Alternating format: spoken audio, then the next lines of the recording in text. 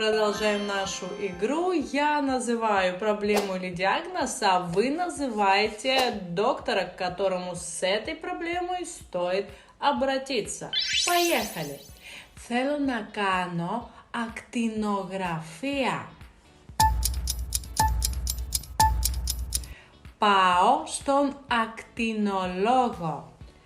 Πρέπει να κάνω εξετάσεις αίματος.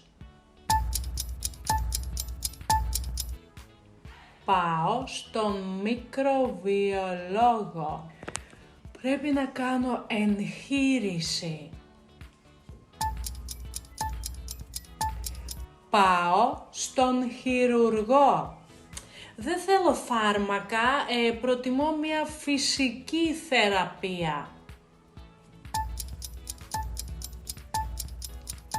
Πάω στον ομοιοπαθητικό. Είμαι η πιο ωραία στην Ελλάδα. Καλά, στον κόσμο. Είμαι η καλύτερη.